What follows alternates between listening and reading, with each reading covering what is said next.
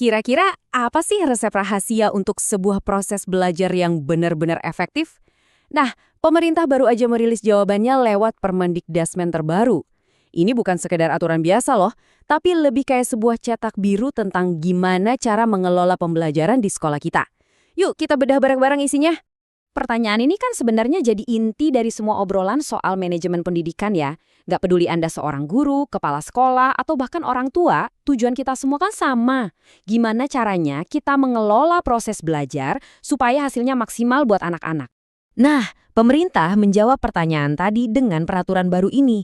Anggap aja ini kayak buku panduan manajemen paling modern untuk semua sekolah di Indonesia, dari jenjang PAUD sampai SMA. Jadi, apa sih sebenarnya standar proses itu? Gampangnya gini deh, ini tuh semacam aturan main paling dasar dalam proses belajar mengajar. Tujuannya juga jelas banget, memastikan setiap murid punya bekal kompetensi yang setara pas mereka lulus nanti. Nah, inilah fondasi dari sistem pengelolaan yang akan kita bahas. Terus kenapa standarnya harus diubah? Jawabannya simpel. Dunia kan lari terus ya. Nah, peraturan ini ada untuk memastikan pendidikan kita nggak ketinggalan kereta, biar selalu relevan sama perkembangan ilmu pengetahuan, teknologi, dan kondisi masyarakat sekarang. Jadi, kuncinya itu relevansi dan adaptasi. Oke, sekarang kita masuk ke bagian paling penting nih, jantung dari filosofinya. Ada 3 prinsip inti yang jadi fondasi dari cara pengelolaan pembelajaran yang efektif menurut standar yang baru ini. Prinsip pertama, berkesadaran. Coba bayangin, murid itu bukan lagi cuma penumpang pasif di kelas, tapi dia jadi pilot buat proses belajarnya sendiri. Mereka paham mau kemana tujuannya, motivasinya datang dari dalam diri, dan mereka bisa mengatur arah belajarnya. Keren kan? Kedua, bermakna. Soalnya pengetahuan itu kan hebatnya kalau bisa dipakai ya. Prinsip ini mau mastiin kalau pembelajaran itu harus bisa diterapkan. Apa yang dipelajari di kelas harus nyambung sama dunia nyata. Jadi teori itu bisa berubah jadi alat yang beneran berguna buat murid. Dan yang ketiga, menggembirakan. Ini artinya suasana belajar harus positif.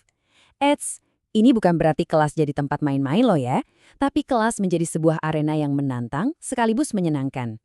Tujuannya, biar murid termotivasi dari dalam untuk berani mencoba hal baru dan nggak pernah berhenti belajar. Oke, prinsipnya udah dapat. Terus gimana cara kerjanya di lapangan? Semuanya itu dimulai dari tahap 1, perencanaan. Persis kayak seorang manajer proyek, disinilah kita menetapkan tujuan yang jelas dan menyusun strategi pembelajaran yang matang.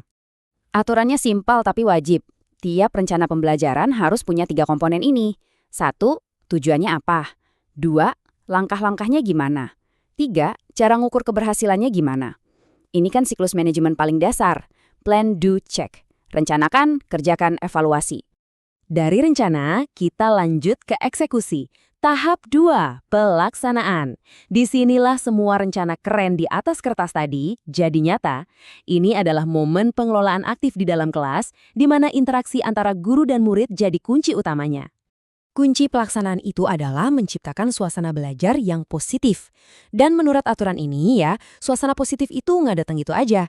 Harus sengaja diciptakan, harus dikelola. Kelasnya harus interaktif, inspiratif, dan yang penting, kasih ruang buat murid berkreasi sesuai minat dan bakat mereka. Terus gimana cara menciptakan suasana itu? Nah, peran pendidik di sini dipecah jadi 3 tugas manajerial utama. Pertama, jadi teladan. Kedua, melakukan pendampingan. Dan ketiga, yang nggak kalah penting, memfasilitasi proses belajar. Entah itu dengan menyediakan sumber daya atau kesempatan. Nah, kalau 3 peran tadi jalan, hasilnya apa buat murid? Mereka bakal ngalamin 3 hal ini. Mereka paham, bukan cuma hafal. Mereka bisa menerapkan ilmunya, dan yang paling krusial, mereka bisa merefleksikan proses belajarnya sendiri. Siklus belajarnya jadi lengkap, kan? Tahap terakhir dari siklus pengelolaan ini adalah penilaian proses. Coba deh, kita lupain dulu soal ujian akhir semester. Fokus di sini tuh beda banget. Tujuannya adalah gimana caranya kita bisa terus-menerus jadi lebih baik lewat umpan balik dan refleksi. Coba deh perhatiin tabelnya. Penilaian itu sekarang bukan lagi jalan satu arah dari guru ke murid doang. Ini udah kayak sistem feedback 360 derajat di perusahaan modern. Gurunya refleksi diri, sesama guru saling belajar, kepala sekolah kasih masukan konstruktif, bahkan murid pun diajak berpartisipasi. Semuanya demi satu tujuan, perbaikan berkelanjutan. Oke, kita udah bahas semua tahap pengelolaannya. Terus, So what? Apa dampak nyatanya buat kita semua yang ada di lapangan?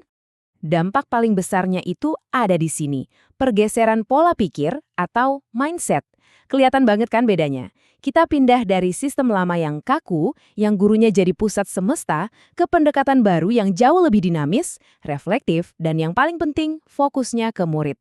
Ini adalah sebuah revolusi dalam cara kita mengelola pendidikan. Jadi, kalau mau disimpulkan, standar proses yang baru ini tuh bukan sekadar dokumen aturan yang bikin pusing. Anggap aja ini sebagai kerangka kerja manajemen yang praktis untuk memandu kita semua menciptakan perjalanan belajar yang lebih hidup, lebih relevan, dan yang terpenting, menjadikan murid sebagai pusat dari segalanya. Sebagai penutup, saya mau ngajak Anda merenung sejenak. Dengan kerangka pengelolaan baru ini, yang berkesadaran, bermakna, dan menggembirakan, perubahan spesifik apa sih yang paling Anda harapkan terjadi? Entah itu di kelas Anda, di sekolah Anda, atau bahkan di sistem pendidikan kita secara luas. Terima kasih sudah menyimak.